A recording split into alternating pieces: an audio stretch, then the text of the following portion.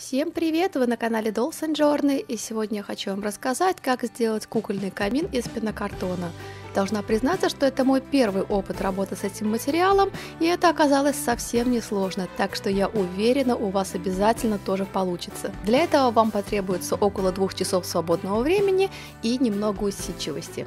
Итак, чтобы начать работу, нам необходимы следующие материалы: пенокартон, клей, канцелярский скальпель, черная клеющаяся бумага, картинка с камином и кирпичная стена. Материал есть, чек, можно работать. Я использую пенокартон формата А3. Разрезаем лист пенокартона канцелярским скальпелем на 2 ровные половины. Одну половину откладываем в сторону, она нам пригодится позже, и работаем со второй. Здесь вам нужно будет вырезать отверстие в форме буквы «П». Затем выбираем кирпичную стену. Это могла быть, конечно, и клеющаяся бумага, но за неимением таковой я просто распечатала кирпичный принт на офисной бумаге. Наклеиваем ее на нашу букву «П» и вырезаем все лишнее. Края можно подогнуть и заклеить с обратной стороны. Вот что у нас должно получиться. Затем вырезаем квадрат из другой части пенокартона и наклеиваем на нее черную пленку. А затем сверху наклеиваем картинку с камином, вот так. Затем вырезаем 2 длинные балки длиной с наш камин.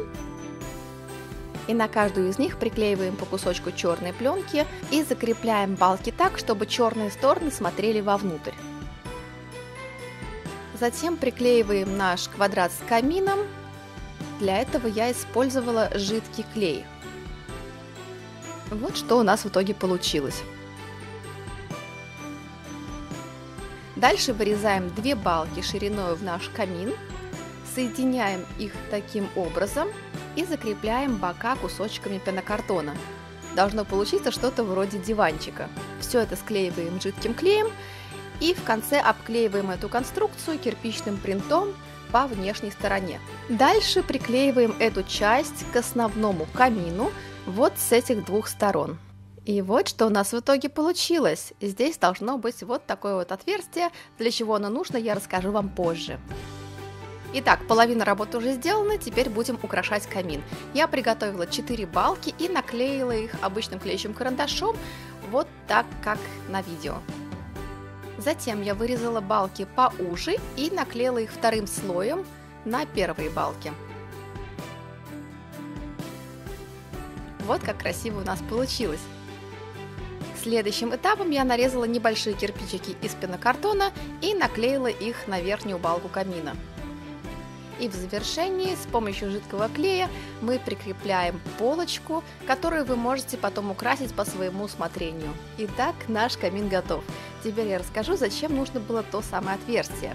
В него вы можете поместить электронную чайную свечку и с помощью нее создать искусственное мерцание камина. Но не используйте настоящие свечки, это огнеопасно. За неимением электронных свечей я заменила их гирляндой на батарейках. Просовываем одну из лампочек под камин, выключаем свет и вуаля, вот что у нас получилось. Если вам понравилось это видео, ставьте лайк, а также не забывайте заглядывать на мою инстаграм-страничку, ссылочку на нее вы найдете в описании.